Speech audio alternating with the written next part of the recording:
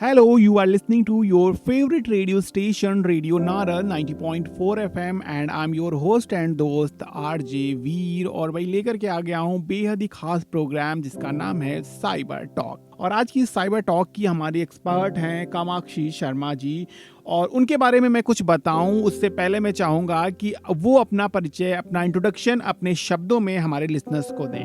नमस्ते, मेरा नाम कामाक्षी शर्मा है। मैं साइबर इन्वेस्टिगेशन एक्सपर्ट और अवेयरनेस एक्सपर्ट हूँ। मैंने वर्ल्ड रिकॉर्ड, इंडिया रिकॉर्ड और एशिया रिकॉर्ड हासिल किया है साइबर इन्वेस्टिगेशन में।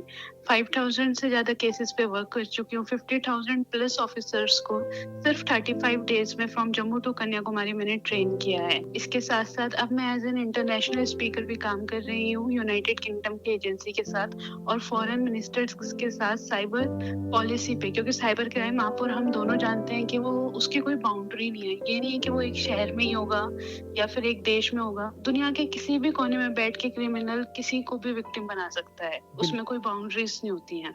सो उस पे भी मैं अब काम कर रही हूँ। इसके साथ साथ मेरी लाइफ पे, क्योंकि मेरी जर्नी बहुत अलग रही है, मैंने बिना किसी पावर, पोजीशन, मनी और किसी भी बैकएंड सपोर्ट के बिना अपने मुकाम पे मैंने ये पहचान बनाई है कि जो मैंने 5000 केसेस सॉल्व करे, इसके साथ साथ जो मैंने 50,000 ऑफिसर्स को एक साथ कनेक्ट कर दिया इंडिया के जम्मू टू कन्याकुमारी, जिसमें आप कह सकते हैं 28 से ज्यादा सिटीज मैंने कवर अप करी अकेले ट्रैवल करके। सो वो एक जर्नी रही है कि कैसे, क्योंकि कहते हैं कि जो वुमेन्स होती हैं वो टेक्निकल चीजों में कम हैंडल करती हैं, बट एक मेल डोमिनेटिंग फील्ड में जाके मैंने ये सब जो भी अचीव किया, तो उसके ऊपर बायोपिक बन रही है। वो भी आपको बहुत जल्दी देखने के लिए मिलेगी आपके थिएटर में नियर बाय। कामाक्षी, जैसा कि अभी आपने बताया कि आप इतना सारा मतलब बहुत कुछ कर रही हैं, तो शुरुआत कहाँ से हुई? कहाँ से आप जो है ये आइडिया आया कि नहीं आपको इसमें इधर जो है थोड़ा सा इंटरेस्ट कहाँ से क्रिएट हुआ? इंटरेस्ट जैसे अभी आप कह सकते हैं कि फ्रेंडशिप वीक चल रहा है, अगस्त आ गया है, तो कहीं ना कहीं इसके रीजंस भी मेरे फ्रेंड्स थे। मेरी एक फेक आईडी बनाई गई थी मस्ती मजाक में, और जब वो फेक आईडी में थोड़ा होता है ना कि ये लोग आपके बारे में गलत लिखने लगते हैं, बिकॉज कॉलेज के टाइम पे मैं एक अच्छे हैकर थी। मतलब मुझे बोला जाता था कि आप हर कॉलेज में एक हैकर होता ही है। मैंने जहाँ तक ऑब्जर्व किया, जो लोगों की फेसबुक, इंस्टाग्राम ऐसे हैक करता है, तो मैं वो हैक करके मतलब अपना वर्क करती थी, तो मुझे हैकर के नाम से काफी लोग जानते थे। बट मेरी ही एक दिन फेक आईडी बना ली गई थी और उससे मैसेजेस आ रहे थे, तो मैं डीन सर के पास गई कि सर ऐसे ऐसे हुआ है, मेरी फेक आईडी बन रही है और कुछ लोग मुझे मेरे ऊपर प्रैंक कर रहे हैं या मेरे बारे में साइबर बुलिंग कर रहे हैं, मुझे समझ नहीं आ रहा है। तो तब मेरे डीन सर ने मुझे रास्ता दिखाया। उन्होंने कहा, बेटा आप खुद एक हैकर हो, आपने कॉलेज की वेबसाइट हैक कर रखी है, आपने टीचर्स की भी आईडी को एक दो बारी छेड़ा है, तो आप खुद नहीं पता लगा सकते। तो वहां से मेरे को पता लगा कि अच्छा, हैकिंग से साइबर इन्वेस्टिगेशन भी हो सकती है। फिर मेरा रुझान इस फील्ड में आ गया था कि हाँ, मुझे ऐसे करके लोगों की हेल्प करनी है, क्योंकि जब आप एक चीज ऐसे कर ले तो उसके बाद आप अपने आसपास वही सारी चीजें देखते हो, और उस टाइम पे साइबर ग्रो भी इतनी तेजी से हो रहा था कि आए दिन फ्रॉड्स हो रहे थे। कामाक्षी, बड़ी अहम बात आपने बताई, लेकिन जहाँ पे मैं एजुकेशन की बात करूँ तो एजुकेशन के बारे में भी आप हमारे लिसनर्स को बताइए।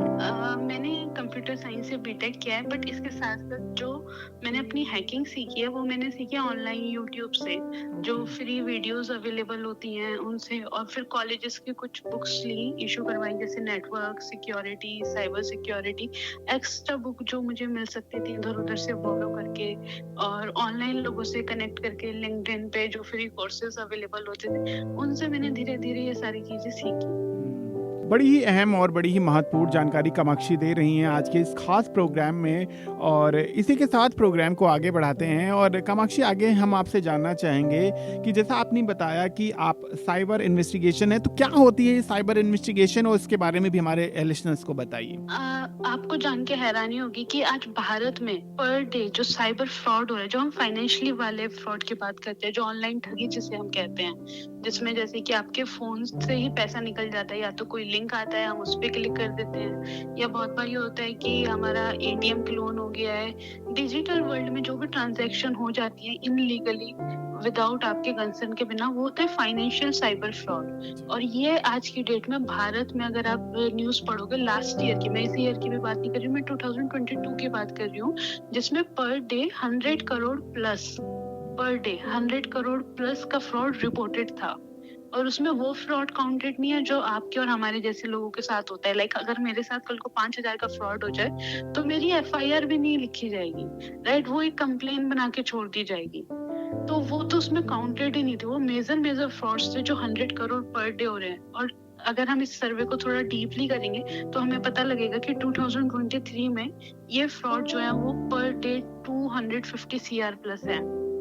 सो आप समझ सकते हैं फाइनेंशियल साइबर फ्रॉड कितना है। अब बात करते हैं इमोशनल साइबर फ्रॉड की, क्योंकि साइबर क्राइम जो है वो 2 तरीके के होते हैं। या तो वो आपको फाइनेंशियली बेकार करते हैं या मेंटली आपको हैरेस करते हैं। मेंटली भी आज की डेट में अगर आप देखो तो more than hundreds of people जो है वो सुसाइड करने का सोचते हैं। क्यों? क्योंकि या तो उन्हें कोई ऑनलाइन बुली कर रहा होता है या ऑनलाइन उन्हें कोई ब्लैकमेल कर रहा होता है कि उनकी पिक्चर्स को मॉप्ट कर दिया या उनकी रियल फोटोज किसी के पास पहुंच चुकी है। जैसे आज की डेट में छोटे छोटे बच्चे रिलेशनशिप में आ जाते हैं, वो अपनी फोटोज विदाउट एनी कंसर्न और फ्यूचर का सोचे बिना शेयर कर देते हैं। तो वो सारी चीजें उसमें हो रही हैं। बहुत अहम और बहुत ही महत्वपूर्ण जानकारी आपने बताई है। और इसी से जुड़ा हुआ मेरा अगला प्रश्न है कि आजकल जो सबसे ज़्यादा चर्चित जो साइबर क्राइम है वो है सेक्सटॉर्शन। तो कामाक्षी, हम आपसे जानना चाहेंगे कि सेक्सटॉर्शन से जो पीड़ित लोग हैं उनको किन किन चीज़ों को ध्यान में रखना चाहिए? बहुत बार ये होता है कि जैसे आपने बोला जो आज की डेट में क्राइम है सेक्सटॉर्शन, उसमें वो लोग क्या करते हैं, वो आपको एक वीडियो कॉल करेंगे रैंडमली, जी राइट? आइदर फेसबुक पे या फिर व्हाट्सएप पे, और एक न्यूड वीडियो चला देंगे। जी उसके बाद या तो वो आपको फोर्स करेंगे कि आप उन्हें अपने प्राइवेट पार्ट्स वीडियो कॉल के थ्रू दिखाओ, जी और अगर आप नहीं भी दिखाते तो वो आपका सिर्फ फेस और वो वीडियो रिकॉर्डिंग की क्लिप बना लेंगे कि आप ऐसा कंटेंट वॉच कर रहे थे। और इसी के साथ साथ वो आपको, अगर वो आपसे फेसबुक पे कनेक्ट है तो जितने भी आपके फेसबुक के फ्रेंड्स होंगे, अगर आपने अपनी फ्रेंड लिस्ट हाइड कर रखी है, नो वन कर रखी है, फिर जिन्होंने आपकी फोटोज लाइक कर रखी होंगी वो उन सबको जाके शेयर करेंगे या टैग करेंगे या आपको धमकाएंगे कि आपसे पैसे मांगेंगे, ये सारी चीजें करेंगे। लेकिन अगर आपके साथ ऐसा हो जाता है, सबसे फर्स्ट चीज आपके साथ ऐसा ना हो ये ही कोशिश करिए, कोई अननोन कॉल पिक मत करिए। फेसबुक पे, इंस्टाग्राम पे, व्हाट्सएप पे कोई भी अननोन वीडियो कॉल पिक ना करें। सेकेंडली, जो आपके सोशल मीडिया जितने भी अकाउंट्स हैं, आप जहाँ भी हो, कोशिश करो कि आपका अकाउंट जो है वो प्राइवेट हो, और प्राइवेट के साथ साथ उसमें जो लोग हैं वो सिर्फ वो ऐड हो जिन्हें आप अपने पर्सनली जानते हैं। फिर जो मैसेज रिक्वेस्ट आ जाती है बहुत बार किसी भी थर्ड पर्सन की, उसे आप कंप्लीटली अवॉइड करें। इस तरह की चैट्स जो है वो आज की डेट में क्या होते हैं, कुछ फेक आईडीज बनाते हैं और इस तरह से वो आपको मैसेज करते हैं कि that do you want to do friendship और समटाइम लाइक दिस। इसे भी आप अवॉइड करें। बट अगर इन केस आप विक्टिम बन जाते हैं तो सबसे पहली चीज, आप घबराओ मत, राइट? क्योंकि बहुत बार ऐसा होता है कि आपकी कोई गलती नहीं है, सिर्फ आपने वीडियो कॉल पिक कर लिया और उन्होंने आपको ब्लैकमेल करना स्टार्ट कर दिया। आप नियरेस्ट पुलिस स्टेशन जाइए या किसी साइबर एक्सपर्ट के पास जाइए, उससे बोलिए कि आपको एक वेरिफिकेशन लेटर दे दे कि ये जो फोटो है ये मॉब्ड है, इसमें आप नहीं हो, राइट? और उनको कोई भी पैसा जमा करने की जरूरत नहीं है, क्योंकि अगर वो आपसे 1000 मांगेंगे, फिर 5000, फिर 10,000, ऐसे कर करके उन लोगों ने बहुत लोगों को सुसाइड तक की स्टेज पे लाए हैं। सो उन्हें पैसा एक भी ना दें, उनके नंबर्स को ब्लॉक करें। ज्यादा तंग कर रहे हैं तो थोड़े दिनों के लिए अपना व्हाट्सएप ऑफ कर दें, और कोशिश करें ये चीज आप अपने नियरेस्ट पुलिस स्टेशन या किसी भी कंसर्न पर्सन से जो आपके घर में बने उनसे शेयर करें।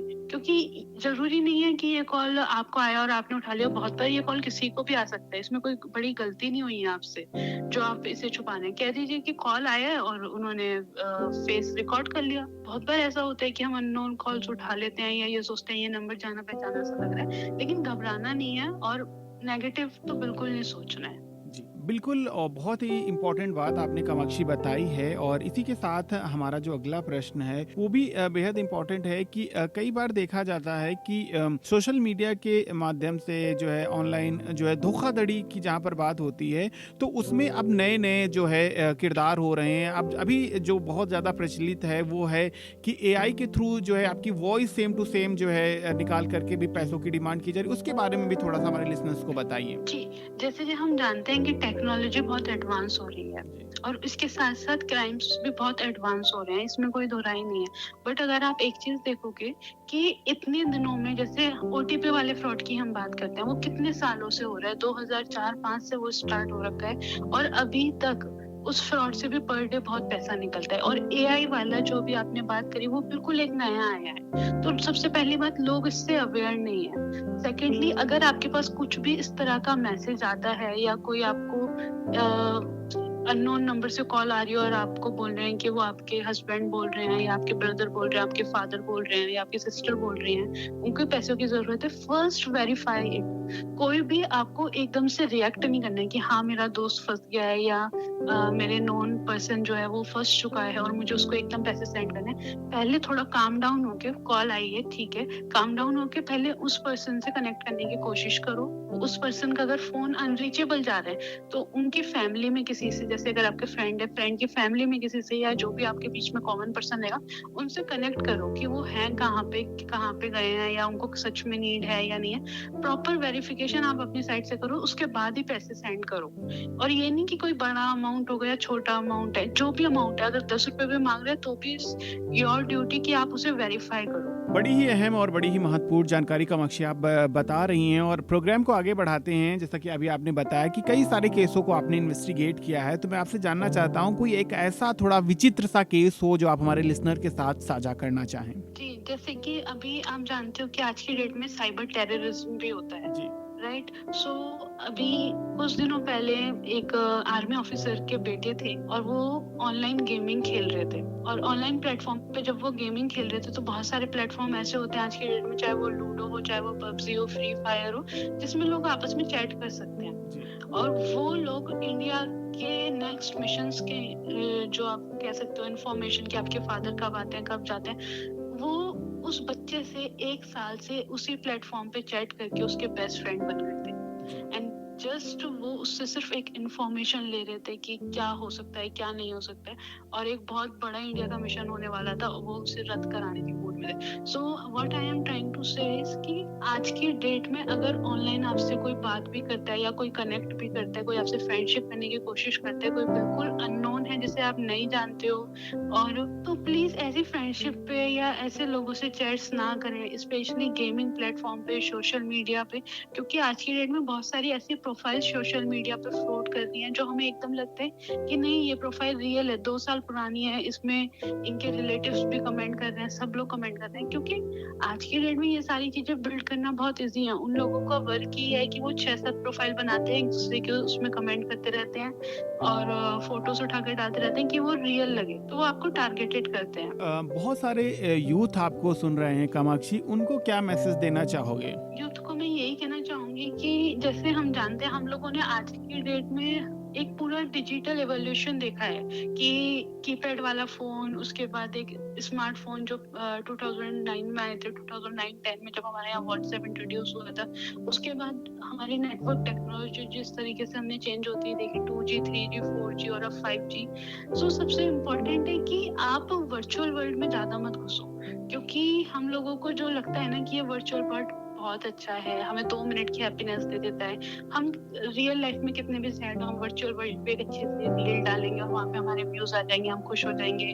सो इन सारी चीजों पे आप अपनी हैप्पीनेस डिपेंड मत करो, बिकॉज आज की डेट में हमारा इंडिया सिर्फ टेक्नोलॉजी की वजह से आगे तो बढ़ रहा है, बट हमारे जो इंडियन लोगों का जो आने वाली जनरेशन का IQ है वो बहुत लो रह गया है। हम रियल लाइफ हैप्पीनेस महसूस ही नहीं कर पा रहे हैं। क्यों? क्योंकि हम किसी भी जगह जाते हैं, हमें पहले ये लगता है कि हम इस जगह की फोटो लें और लोगों को दिखाएं, क्योंकि हम खुद वो चीज फील नहीं कर पा रहे हैं, बट हम चाहते हैं कि लोग वो चीज फील करें कि वाह वो तो वहां घूम रहा है, उसे कितना अच्छा लग रहा है। आज की डेट में यूथ अपनी रियल लाइफ फीलिंग और एक वर्चुअल फीलिंग दोनों में बड़ा कंफ्यूज रहता है। सो मेरा मानना यह है कि हर जितने भी हमारे देश में ऐसे जो यूथ है या जो आने वाली जनरेशन है, सबको सोशल मीडिया ब्रेक लेना चाहिए, बिकॉज इससे बहुत ज्यादा प्रॉब्लम हो रही है। लाइक मैं कॉलेज स्कूल्स में सेमिनार्स करती हूँ, सो ऐसी कि बच्चों के अंदर डिप्रेशन है, साइबर डिप्रेशन है, एंग्जाइटी है, कंपैरिजन आ गया इतना ज्यादा कि उसकी लाइफ इतनी अच्छी चल रही है, उसके पेरेंट्स उसे वहां घुमाने ले जा रहे हैं, और जिनके पेरेंट्स ले जा भी रहे हैं उनके अंदर अलग एंग्जाइटी हो रही है कि नहीं ये चीजें जो है वो सोशल मीडिया पे फोटो अच्छी नहीं आई, ये सारी चीज नहीं आई, उसने मुझे ऐसे जज किया। सो एक तरह से वो खिचड़ी बन के रह जाता है उनके माइंड में ना। और रियल लाइफ जो हमारे कहते हैं कि हमें अपने वैल्यूज, कल्चर, इन सब से हम कहीं ना कहीं दूर हो रहे हैं। तो आप कोशिश करें कि दोनों चीजों को बैलेंस कर सकें, और सोशल मीडिया का या टेक्नोलॉजी का उतना ही यूज करें जितना आपको करना चाहिए। ओवर यूज ना करें कि कल को टेक्नोलॉजी आपको यूज करके चली जाए, आपका टाइम खराब करके चली जाए और आपको पता भी ना लगे। बिल्कुल कामाक्षी, बड़ी ही ज़रूरी और बड़ी ध्यान देने वाली बातें आपने बताई हैं, लेकिन करने को ढेर सारी बातें हैं, लेकिन क्योंकि हमारा समय जो है बहुत कम है, तो कुछ ज़रूरी टिप्स क्या हैं जो आप लिसनर्स को देना चाहोगे? फर्स्ट, सबसे इम्पोर्टेंट कि आप अपने सोशल मीडिया साइट्स के पासवर्ड हर 45 टू 60 डेज में चेंज करें, क्योंकि आज की डेट में बहुत सारे ऐसे साइट्स होती हैं और ये न्यूज़ जो है वो मेरे सोशल मीडिया कभी नहीं दिखाती है कि आपके पासवर्ड जो है वो लीक हो जाते हैं, चाहे वो गूगल के एंड से हो, फेसबुक के एंड से हो या कोई भी XYZ कंपनी के एंड से हो। सेकेंडली, आप जो भी आप अपना पासवर्ड रख रहे हैं वो ऐसा रखें कि कोई सामने वाला गैस ना कर पाए, और हर प्लेटफॉर्म के पासवर्ड अलग होने चाहिए।